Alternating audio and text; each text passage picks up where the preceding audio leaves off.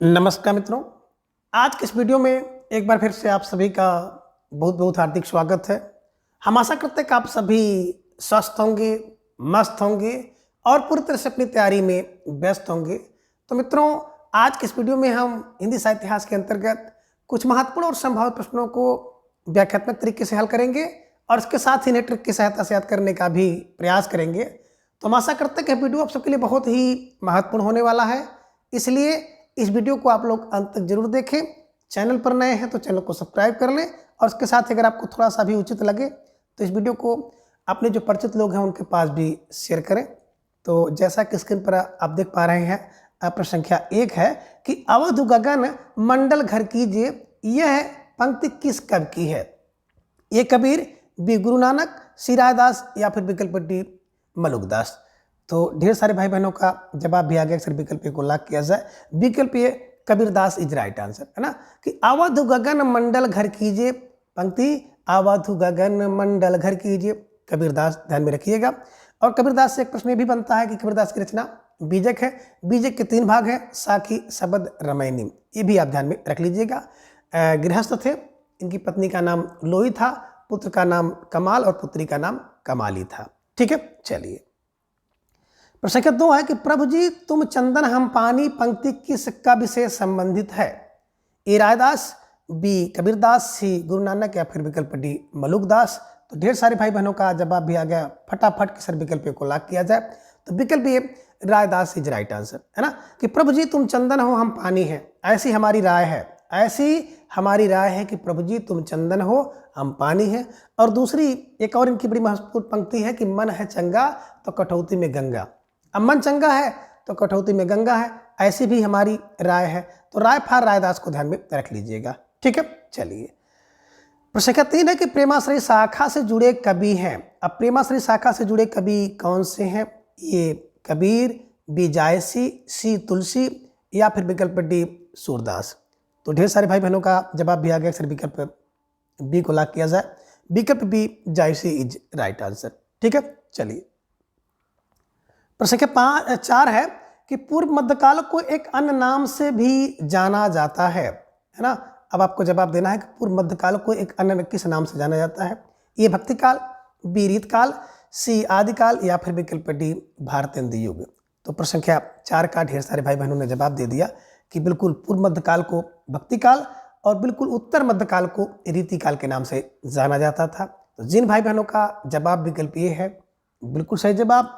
बेहद सुंदर तैयारी आप सबकी यहाँ पर दिख रही है और निश्चित रूप से आप सब बधाई के पात्र हैं।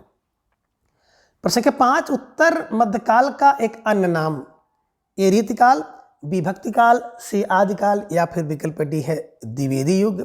तो ढेर सारे भाई बहनों ने बिल्कुल जवाब दे दिया कि पूर्व मध्य को भक्ति कहते थे और उत्तर मध्यकाल को रीतिकाल कहते थे। बिल्कुल सही जवाब, बेहद सुंदर तैयारी।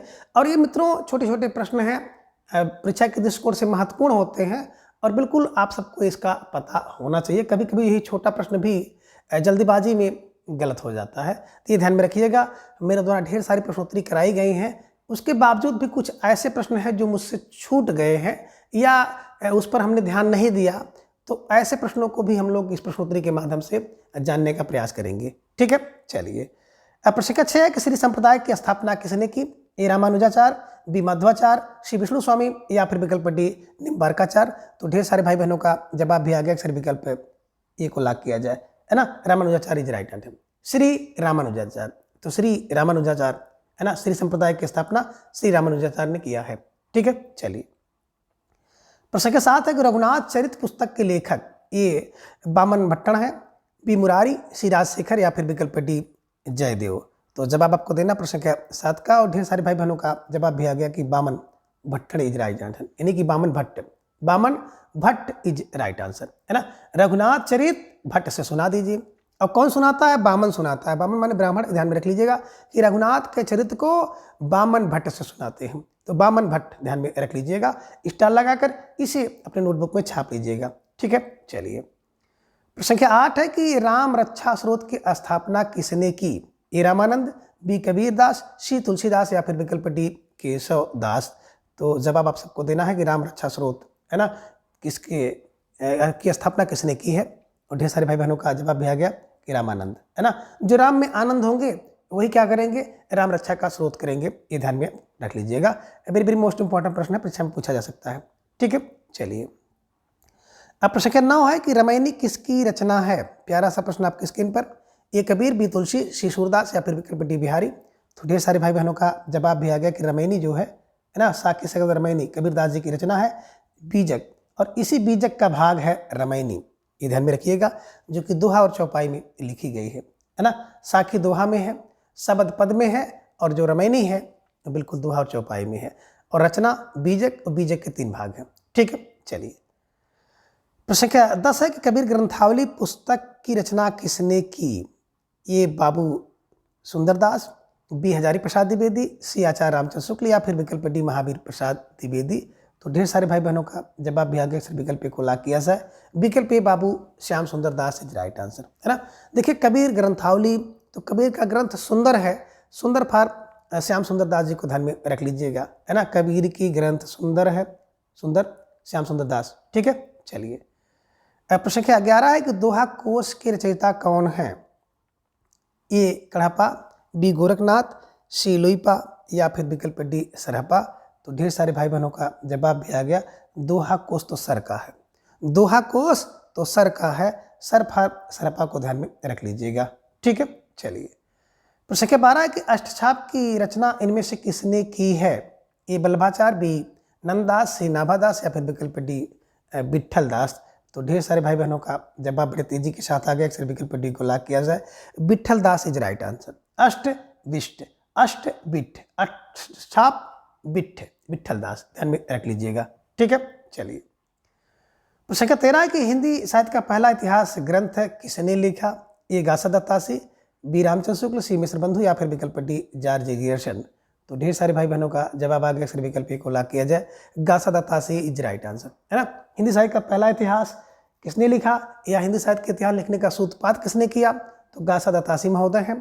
ये फ्रांसीसी विद्वान थे जिन्होंने फ्रेंच भाषा में हिंदी साहित्य का इतिहास इस्तवार दाला लिटरेचर हिंदुस्तानी शीर्षक से लिखा 1839 में, दूसरा 47 में, और इसका दूसरा संस्करण यानी कि तीसरा भाग 1871 ईस्वी।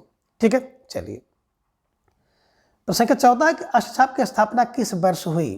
ए 1550, बी 1540, सी 1575 या फिर विकल्प डी 1565। ढेर सारे भाई बहनों का जवाब भी आ गया, 1565 है ना। अष्टछाप की स्थापना का वर्ष और विट्ठल नाथ द्वारा अष्टछाप की स्थापना की गई है। ठीक है, चलिए प्रश्न संख्या 15 है कि तुलसीदास का जन्म आचार्य रामचंद्र शुक्ल ने कब माना है। अब आपको जवाब देना है। आचार्य रामचंद्र शुक्ल जी के अनुसार ये 1554, बी 1532, सी 1589 या फिर विकल्प डी 1623। तो ढेर सारे भाई बहनों ने जवाब भी दे दिया, अक्सर विकल्प बी को लाग किया जाए, विकल्प बी 1532 इज राइट आंसर, है ना। रामचंद्र शुक्ल के अनुसार तुलसीदास जी का जन्म 1532 में हुआ था, और जब ये पैदा हुए थे तो इनके 32 दांत भी थे, है ना। और जन्म के समय ही इन्होंने राम राम बोलना शुरू कर दिया था, इसलिए इनके बचपन का नाम राम बोला भी होता है। तो 32 से जोड़ लीजिएगा। ठीक है, चलिए प्रश्न संख्या 16 है कि द्वैताद्वैत के प्रवर्तक आचार्य कौन है, यानी कि द्वैताद्वैत संप्रदाय के प्रवर्तक कौन हैं। ए निम्बार्काचार्य, बी चैतन्य महाप्रभु, सी वल्लभाचार्य या फिर विकल्प डी माधवाचार्य। तो जवाब आप सबको देना प्रश्न संख्या 16 का, और ढेर सारे भाई बहनों का जवाब भी आएगा, अक्सर विकल्प को लाग किया जाए, विकल्प निम्बार्काचार्य इज राइट आंसर, है ना। देखिए द्वैताद्वैत यानी कि द्वैत करते हैं, जब किसी व्यक्ति को आप नीम खिला देंगे, निम्ब, तो निम्ब कड़वा होता है, और कड़वा खाने के बाद व्यक्ति दुत करेगा, दुत क्या खिला दिया, है ना। तो द्वैताद्वैत नीम खाने के बाद, ये ध्यान में रखिएगा। ठीक है, चलिए प्रश्न संख्या 17 है कौन सी रचना नंददास की नहीं है। ए अष्टाध्यायी, बी रास पंचाध्यायी, सी अनेकार्थ मंजरी या फिर विकल्प डी राम मंजरी। तो ढेर सारे भाई बहनों ने जवाब भी दे दिया, अक्सर विकल्प को लाग किया जाए। अष्टाध्यायी जो रचना है ना नंददास की नहीं है, बल्कि अष्टाध्यायी की बात करते हैं तो पाणिनि जी के द्वारा लिखी गई पुस्तक है, जो कि संस्कृत का व्याकरण है। इसमें 8 अध्याय हैं। ठीक है ना। रास पंचाध्यायी, अनेकार्थ मंजरी और राम मंजरी ये नंददास जी की रचना है। ठीक है, चलिए प्रश्न संख्या 18 के अलवार भक्तों का मूल स्थान कहाँ था। ये पूर्वोत्तर भारत, बी उत्तर भारत, सी महाराष्ट्र या फिर विकल्प डी दक्षिण भारत। तो ढेर सारे भाई बहनों ने बड़े तेजी के साथ जवाब दे दिया कि सर विकल्प डी को लॉक किया जाए। विकल्प डी दक्षिण भारत इज राइट आंसर, है ना। देखिए अलवार भक्तों का मूल स्थान दक्षिण भारत, मूल स्थान दक्षिण भारत, ठीक है। चलिए प्रश्न संख्या 19 है, अलवार भक्तों की संख्या मानी जाती है। देखिए अलवार, नैनार, नाथ और सिद्ध से संबंधित प्रश्न लगातार आपके जो मॉडल पेपर है उसमें देखने को मिल रहे हैं, तो बड़ा महत्वपूर्ण तथ्य होता है। अलवार भक्तों की संख्या कितनी है, ए 10, बी 8, सी 12 या फिर विकल्प डी 20। तो अलवार वार 12, अलवार 12, ये ध्यान में रख लीजिएगा, ठीक है। चलिए प्रश्न संख्या 20 है कि अलवार भक्तों के पद किस भाग में है। तो अब आपको जवाब देना है कि अलवार भक्तों के पद किस भाग में है। ए तमिल, बी तेलुगु, सी कन्नड़ या फिर विकल्प डी हिंदी। तो ढेर सारे भाई बहन इसका जवाब बड़े तेजी के साथ दे दिए सर तमिल में है ना। देखिए अलवार भक्तों के पद तमिल में है, ये ध्यान में रख लीजिएगा। आसान सा प्रश्न है लेकिन परीक्षा में अगर आ गया तो कुछ लोगों के ऊपर भारी पड़ सकता है, ठीक है। चलिए प्रश्न संख्या 21 है कि इनमें से कौन संत कवि नहीं है। ए गुरु नानक, बी कबीरदास, सी ईश्वरदास या फिर विकल्प डी सुंदरदास। तो ढेर सारे भाई बहनों का जवाब भी आ गया कि सर विकल्प सी को लॉक किया जाए, ईश्वरदास इज राइट आंसर, है ना। देखिए ईश्वरदास की बात करते हैं तो ईश्वरदास या संत कवि के अंतर्गत नहीं आते हैं। और ईश्वरदास जी की दो बड़ी महत्वपूर्ण रचनाएं हैं, जिनमें एक रचना आप देख पाते हैं ना सत्यवती, और दूसरा अंगद पैज, ठीक है। चलिए प्रश्न के 22 है कि कबीर के गुरु का क्या नाम था। ए रामानुजाचार्य, बी रायदास, सी संत प्रेमचंद या फिर विकल्प डी रामानंद। तो ढेर सारे भाई बहनों का जवाब भी आ गया अक्सर विकल्प डी को लॉक किया जाए, रामानंद जी राइट आंसर, है ना। जो कबीरदास जी के गुरु थे रामानंद थे, ये ध्यान में रखिएगा, ठीक है। चलिए प्रश्न संख्या 23 है कि कबीर का जन्म कब माना जाता है। ए 1300 ईस्वी, बी 1455 ईस्वी, सी 1350 या फिर विकल्प डी 1398। तो ढेर सारे भाई बहनों ने विकल्प डी का चुनाव किया और बिल्कुल सही जवाब। बेहद सुंदर तैयारी आप सबके यहाँ पर दिख रही है, निश्चित रूप से आप सब बधाई के पात्र हैं, ठीक है। चलिए आगे प्रश्न संख्या 24 है कि पुष्टि मार्ग का प्रवर्तक आचार्य कौन है। अब आपको जवाब देना है। वेरी वेरी मोस्ट इंपॉर्टेंट प्रश्न है और आसान सा प्रश्न है कि पुष्टि मार्ग के प्रवर्तक आचार्य कौन है। एक कुमनदास, बी सूरदास, सी बल्लभा माधवाचार्य या फिर विकल्प डी बल्लभाचार्य। तो 24 का जवाब भी आ गया, अक्सर विकल्प डी को लॉक किया जाए, है ना, बल्लभाचार्य। जब कोई व्यक्ति पुष्ट होता है, हिष्ट पुष्ट, है ना, तो जब व्यक्ति हिष्ट पुष्ट होगा, स्वस्थ होगा, तो उसके अंदर बल होगा, तो बल फॉर बल्लभाचार्य, ठीक है। तो पुष्टि मार्ग के प्रवर्तक बल्लभाचार्य। प्रश्न संख्या 25 है कि सखी संप्रदाय के प्रवर्तक कौन है। अब आपको जवाब देना है कि सखी संप्रदाय के प्रवर्तक कौन है। ये स्वामी हरिदास, बी माधवाचार्य, सी निम्बारकाचार्य या फिर विकल्प डी विष्णु स्वामी। तो धीरे धीरे ढेर सारे भाई बहनों का जवाब भी आ गया कि सर विकल्प ए को लॉक किया जाए, विकल्प ए स्वामी हरिदास इज राइट आंसर, है ना। देखिए स्वामी हरिदास जी ने सखी संप्रदाय और इसी का एक नाम है हरिदासी संप्रदाय, और चूंकि ये लोग टाटी लगा कर रहते थे, टटिया लगा करके, इस कारण से इसे टट्टी संप्रदाय भी कहते हैं। तो ये ध्यान में आप रख लीजिएगा कि स्वामी हरिदास द्वारा सखी संप्रदाय, हरदासी संप्रदाय और तीसरा इसी का नाम टट्टी संप्रदाय है, ध्यान में रख लीजिएगा कि स्थापना स्वामी हरिदास जी ने किया था, ये ध्यान में आप रख लीजिएगा, ठीक है। चलिए प्रश्न संख्या 26 है कि द्वैतवाद के प्रवर्तक आचार्य कौन थे। ए रामानंद, बी विष्णु स्वामी, सी माधवाचार्य या फिर विकल्प डी रामानुजाचार्य।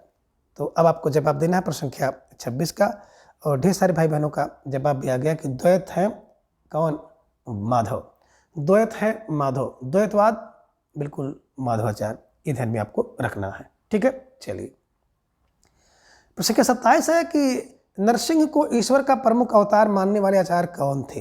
ये लीजिए वेरी वेरी मोस्ट इंपॉर्टेंट प्रश्न है कि नरसिंह को ईश्वर का प्रमुख अवतार मानने वाले आचार्य कौन है। ये विष्णु स्वामी, बी रामानुजाचार्य, सी नामदेव या फिर विकल्प डी निम्बारकाचार्य। अब आपको जवाब देना है प्रश्न संख्या 27 का, और ढेर सारे भाई बहनों का जवाब भी आ गया कि विष्णु स्वामी इज राइट आंसर। नरसिंह को बिल्कुल ईश्वर का अवतार किसने माना, विष्णु ने माना। नरसिंह को विष्णु ने माना अवतार, और अवतार वाली बातें जानते हैं विष्णु जी ने सबसे ज्यादा अवतार लिया है, तो अवतार को जोड़ दीजिएगा, ठीक है। चलिए प्रश्न संख्या 28 है कि द्वैतवाद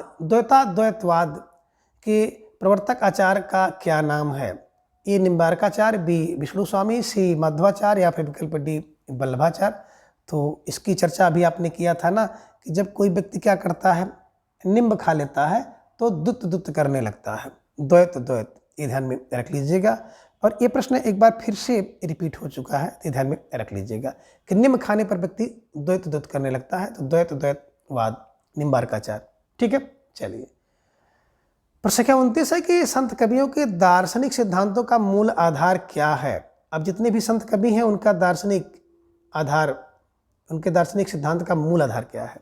ए अद्वैत वेदांत, बी शुद्धाद्वैत, सी बौद्ध संप्रदाय, या फिर विकल्प डी नाथ। तो ढेर सारे भाई बहनों का जवाब आ गया, फिर विकल्प को लॉक किया जाए तो विकल्प ए अद्वैत वेदांत इज राइट आंसर। ठीक है, चलिए। प्रश्न संख्या 30 है कि इनमें से कौन सा शब्द संत काव्य से संबंधित नहीं है। इनमें देखेंगे तो एक ऐसा शब्द है जो कि संत काव्य से संबंधित नहीं है, उसी का चयन आपको करना है।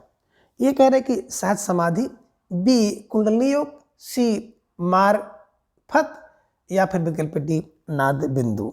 तो ढेर सारे भाई बहनों का जवाब आ गया, अक्सर विकल्प सी को लॉक किया जाए।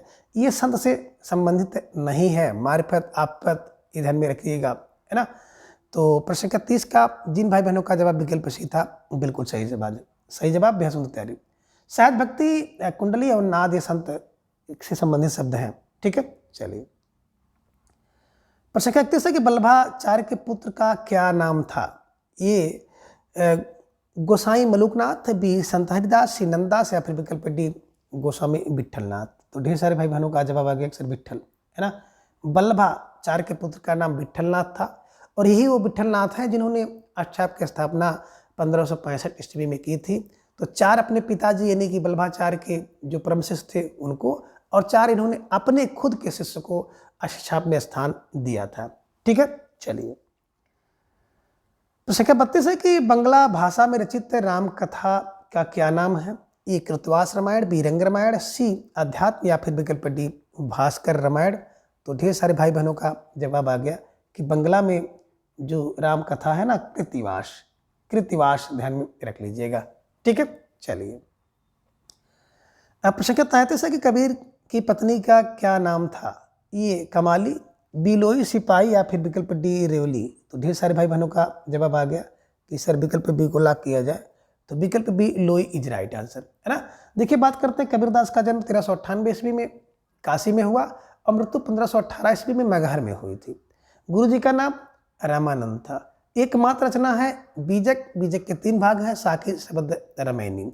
तो बिल्कुल पत्नी का नाम लोई था, पुत्र का नाम कमाल और पुत्री का नाम कमाली था, ये भी आप ध्यान में रख लीजिएगा। ठीक है, चलिए। तो विकल्प बी लोई इज राइट आंसर। और कबीर से एक प्रश्न तो आना है, आप किस प्रकार का प्रश्न बनेगा, कठिन है या सरल है, किसी तरह से किसी न रूप में जरूर आएगा, चाहे कोई इनकी पंक्ति आ जाए। ठीक है, ये आप ध्यान में रख लीजिएगा। कबीर को तो बिल्कुल बढ़िया से देख के जाना है। अब प्रश्न 34 है कि सोहिला किस कवि की रचना है। ए गुरु अंगद, बी गुरु नानक, सी दादू दयाल, या फिर विकल्प डी अर्जुन देव। तो ढेर सारे भाई बहनों का जवाब आ गया, इसलिए विकल्प बी को लॉक किया जाए। और मैंने नानक जी की रचना को बताया है, ना जा आर सोन, है ना, यानी कि नानक जी की रचना है जापुजी, आस दीवार, रहिरास और सोहिला। तो यहाँ पर देखिए सोहिला आपको मिल गया, और सोहिला रचना गुरु नानक जी की है। वेरी वेरी मोस्ट इंपॉर्टेंट रचना है, परीक्षा में पूछी गई है और आगे भी पूछे जाने की संभावना है। ठीक है, चलिए। प्रश्न संख्या 35 है कि सिख गुरुओं में सबसे अच्छे कवि कौन थे। ये गुरु अर्जुन देव, बी गुरु नानक, सी गुरु रामदास, या फिर विकल्प डी गुरु अंगद। तो प्रश्न संख्या 35 का जवाब आप सबको देना था, और ढेर सारे भाई बहनों ने दे दिया कि जो गुरु नानक हैं ये सबसे अच्छे थे। तो सिख गुरुओं में सबसे अच्छे कवि गुरु नानक थे, ध्यान में रख लीजिएगा। ठीक है, चलिए। प्रश्न संख्या 36 है कि काहेर नलनी तू कुमिलानी तेरे नार सरोवर पानी, है ना। यह पंक्ति किस कवि की है। ये कबीरदास, भी गुरु नानक, दादू दयाल, या फिर विकल्प डी हरदास निरंजनी की। तो ढेर सारे भाई बहनों का जवाब आगे सर विकल्प को लॉक किया जाए, कबीरदास इज राइट आंसर। बिल्कुल सही जवाब, बेहद सुंदर तैयारी आप सबके यहाँ पर दिख रही है। ठीक है, चलिए। प्रश्न का 37 है कि साखी शब्द रमैनी किसकी रचनाएं हैं। ये लीजिए प्यारा सा प्रश्न, आसान सा जवाब आपको देना है। ए कबीर, बी दादू, सी गुरु नानक, या फिर विकल्प डी सुंदरदास। तो ढेर सारे भाई बहनों का जवाब आ गया, सर विकल्प को लॉक किया जाए, कबीरदास, है ना, की जो रचना है बीजक, और इसी बीजक का 3 भाग है, साखी, शबद, रमैनी। साखी दोहा में पद, शबद पद में, रमैनी दोहा और चौपाई में है। ध्यान में रख लीजिएगा, यहाँ से प्रश्न आपकी परीक्षा में पूछा जाता है। ठीक है। और एक तो कबीरदास की भाषा, है ना, सदुकड़ी किसने कहा, पंचमेल खिचड़ी किसने कहा, संत भाषा किसने कहा, वाणी का डिक्टेटर किसने कहा, हमने सब आपको बताया है ना। तो ये ध्यान में रखिएगा। सदुकड़ी भाषा राम की होती है, संत की होती है, तो रामचंद्र शुक्ल ने सदुकड़ी भाषा कहा है। पंचमेल खिचड़ी सुंदर होती है, श्याम सुंदर दास जी ने कहा है। 1000, जो कोई व्यक्ति ना एक वाणी में 1000 बोल दे तो वाणी का डिक्टेटर कहते हैं। डिक्टेटर माने होता तानाशाह, तो वाणी का तानाशाह यानी कि वाणी का डिक्टेटर हजारी प्रसाद द्विवेदी ने। और संत भाषा बच्चों की होती है, तो बच्चन सिंह ने कबीरदास जी की भाषा को संत भाषा कहा है। तो सब ध्यान में रख लीजिएगा। और मित्रों द्वारा, मेरे द्वारा अब तक बहुत ढेर सारी प्रश्नोत्तरी कराई गई है, तो कुछ भी छूटा नहीं है, लेकिन कुछ ऐसे प्रश्न हैं जो कि बहुत सरल टाइप के होते हैं और उस पर हम लोगों का ध्यान नहीं गया होता है, हो सकता परीक्षा में पूछ ले, तो इस कारण से ऐसे प्रश्नों को भी हम लोग शामिल कर रहे हैं। तो विकल्प ये कबीरदास इज राइट आंसर। ठीक है। साखी का मूल तत्सम शब्द क्या है? ये कह रहे हैं कि सखी है, बी शिक्षा है, सी इनमें से कोई नहीं, या फिर विकल्प डी साक्षी है। तो ढेर सारे भाई बहनों का जवाब आ गया, विकल्प डी को लाभ किया जाए। साखी का जो तत्सम रूप होता है साक्षी होता है, ये ध्यान में रखिएगा। ठीक है। चलिए, अब प्रश्न संख्या 39 है कि कबीर की उलट बांसियों में कौन सा रस प्रमुख है ना। कबीरदास की जो उल्टी बांसियां हैं, जिनमें कहते हैं ना कबीरदास की उल्टी बानी बरसे कंबल भीगे पानी, है ना, तो ये जो कबीर की उलट बांसियों में कौन सा रस प्रमुख होता है? ये कह रहे हैं कि अद्भुत, बी वियोग श्रृंगार, सी करुण, या फिर विकल्प डी शांत रस। तो ढेर सारे भाई बहनों का जवाब आ गया, अक्सर विकल्प ए को लाख किया जाए, अद्भुत, है ना। अद्भुत का मतलब होता है कि जिससे आपको विस्मय हो जाए। तो विस्मय होगा तब जब कोई रीत की प्रतिकूल कार्य किया जाए, कि कबीरदास की उल्टी बानी बरसे कंबल भीगे पानी, अब कंबल बरस रहा है, पानी भीग रहा है, उल्टी बानी है ना। तो ये ध्यान में रख लीजिएगा, बिल्कुल अद्भुत रस होता है। विकल्प ए इज राइट आंसर। प्रश्न संख्या 40 है कि पानी ही तो हिम भया हिम है गया बिलाए, यह पंक्ति किस कवि की है? ये मलुकदास, बी रायदास, सी कबीरदास, या फिर विकल्प डी नानक जी की। तो ढेर सारे भाई बहनों ने फटाफट इसका जवाब दे दिया, अक्सर विकल्प सी को लाख किया जाए, कबीरदास इज राइट आंसर। ठीक है। गुरु नानक का जन्म कहाँ हुआ था? ये लीजिए, प्यारा सा प्रश्न आपकी स्क्रीन पर आ गया है। और गुरु नानक जी से भी संबंधित प्रश्न आपके परीक्षा में पूछा जाता है, चाहे पिताजी का नाम कालूराम, चाहे माता जी का नाम तृप्ता हो, यहाँ से भी प्रश्न पूछा गया है। और इनके पुत्र थे लक्ष्मी चंद और श्री चंद, जो कि उदासी संप्रदाय की स्थापना किए थे। परीक्षा में भी प्रश्न पूछा गया है, तो ये भी आपको ध्यान में रखते हुए चलना है। और यहाँ पर प्रश्न है कि कबीरदास का गुरु नानक जी का जन्म कहाँ पे हुआ? तलवंडी, अमृतसर, लुधियाना या पटना। तो ढेर सारे भाई बहनों का जवाब आ गया कि सारे विकल्प को लाख किया जाए, तलवंडी इज राइट आंसर, है ना। तो गुरु नानक जी का जन्म जो है तलवंडी में हुआ था। प्रश्न संख्या 42 से श्रृंगारस के घोर विरोधी कौन से संत हैं? और बिल्कुल एक समय था जब ये प्रश्न बिल्कुल ट्रेंड में रहता था, और लगभग बात हम लोग करते हैं ना, तो 2000 के पहले 1994-95 में प्रश्न बहुत पूछा जाता था कि श्रृंगारस के घोर विरोधी कौन से संत हैं? ये कबीरदास, भी मलुकदास, सी रायदास, या फिर विकल्प डी सुंदरदास। तो ढेर सारे भाई बहनों का जवाब भी आ गया, अक्सर विकल्प डी को लाख किया जाए, सुंदरदास इज राइट आंसर, है ना। देखिए, जो व्यक्ति सुंदर होगा ना, वो श्रृंगारस का विरोधी होगा। तो सुंदर व्यक्ति श्रृंगारस का विरोधी है। ठीक है। चलिए, प्रश्न संख्या 43 है कि इन संत कवियों में सर्वाधिक शिक्षित कवि कौन थे? अब बिल्कुल जो सुंदर है वही शिक्षित है, वही श्रृंगारस का विरोधी है। इन्हीं की विकल्प ए की बात करते हैं, कबीरदास, बी सुंदरदास, सी दादू दयाल, या फिर विकल्प डी रायदास। तो ढेर सारे भाई बहनों का जवाब भी आ गया, सिर्फ विकल्प बी को लाख किया जाए, विकल्प B Sundardas is right answer, है ना। देखिए, जो संत कवियों में सबसे शिक्षित होगा, सबसे सुंदर होगा, है ना, तो जो सुंदर है वो शिक्षित है, वही श्रृंगारस का विरोधी है। ठीक है। चलिए, प्रश्न संख्या 44 है कि नामदेव का संबंध किस प्रवृत्ति से है? ये निर्गुणोपासना, बी सगुणोपासना, सी नाथ पंथ, या फिर विकल्प डी है सगुणोपासना एवं निर्गुणोपासना। तो धीरे धीरे ढेर सारे भाई बहनों का जवाब आ गया कि सर विकल्प ए को लाख किया जाए, विकल्प ए निर्गुणोपासना इज राइट आंसर। तो बिल्कुल सही जवाब, बेहद सुंदर तैयारी आप सबकी यहाँ पर दिख रही है, और निश्चित रूप से आप सब बधाई के पात्र हैं। अब आगे प्रसंख्या आपको नहीं दिख रहा है, लेकिन ये प्रसंख्या 45 है कि विठोबा का भक्त किसे कहा जाता है। विकल्प पे कह रहे हैं कि नामदेव, बी ज्ञानदेव, सी विवेकानंद या फिर विकल्प डी चैतन्य महाप्रभु। तो धीरे धीरे ढेर सारे भाई बहनों का जवाब भी आ गया कि सर विकल्प ए को लॉक किया जाए, तो विकल्प ये नामदेव इज राइट आंसर, है ना। बिल्कुल सही जवाब। अब बेहद सुंदर तैयारी आप सबके यहाँ पर दिख रही है। अब प्रसंख्या 46 है कि कबीर पंथ का निर्माण इनमें से किस सिद्धांत से हुआ है। ये सूफियों का भावात्मक रहस्यवाद, बी भारतीय ब्रह्मवाद, सी वैष्णव व अहिंसावाद या फिर विकल्प डी उपयुक्त सभी। तो ढेर सारे भाई बहनों का जवाब भी आ गया कि विकल्प डी को लॉक किया जाए।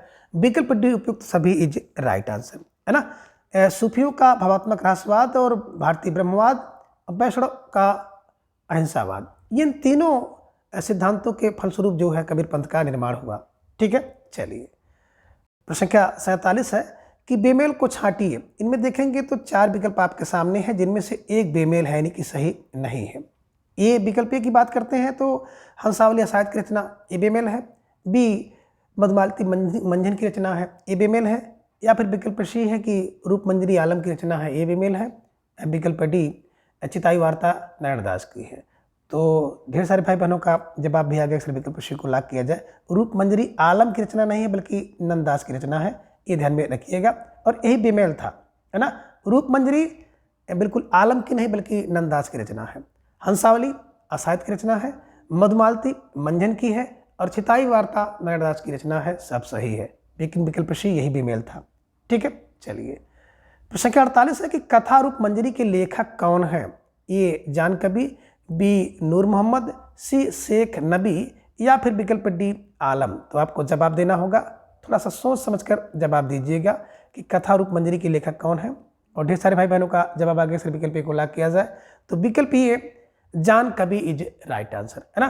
देखिए कथा जो है जान होती है, कथा जान होती है रूप मंजरी की, ऐसे ट्रिक बना के याद कर लीजिएगा। ठीक है, चलिए प्रसंख्या 49 है सोहरावर्दी संप्रदाय का भारत प्रचार प्रसार कितने किया। ए बहाउद्दीन जकारिया, बी अब्दुल कादिर, सी अहमद फारूकी या फिर विकल्प डी मोइनुद्दीन चिश्ती। तो ढेर सारे भाई बहनों का जवाब आ गया, सिर्फ विकल्प को लॉक किया जाए, Bahauddin Zakariya is right answer, है ना। देखिए जो सोहरावर्दी संप्रदाय है, बहाउद्दीन जकारिया, है ना, इन्होंने इसका प्रचार प्रसार किया है, ध्यान में रखिएगा, स्टार लगाकर इसे अपनी नोटबुक में दर्ज कर लीजिएगा। और प्रसंख्या 50 है कि आईने अकबरी में सूफियों के कितने संप्रदायों का उल्लेख है। ये 10, बी 11, सी 12 या फिर विकल्प डी 14। तो ढेर सारे भाई बहनों का जवाब आ गया, सर विकल्प डी को लॉक किया जाए, है ना। आईने अकबरी में सूफियों के 14 संप्रदायों का उल्लेख है, ध्यान में रखिएगा, और स्टार लगाकर इसे अपनी नोटबुक में दर्ज कर लीजिएगा। तो मित्रों आज की इस वीडियो में बस इतना, समय का थोड़ा सा अभाव है, तो इसके अगले भाग को हम लोग अगले दिन जानेंगे। तब तक के लिए आप सभी अपना ख्याल रखिए और अपना अधिक से अधिक समय अपने अध्ययन पर लगाएं, अपना प्रेम स्नेह विश्वास इस तरह से चैनल पर बनाए रखें, और प्रत्येक दिन सुबह 7 बजे आप सभी हमारे साथ जुड़ करके अपनी तैयारी को जांचिए, परखिए, मजबूत करिए। आप सभी का दिन शुभ हो। धन्यवाद, नमस्कार, बाय बाय।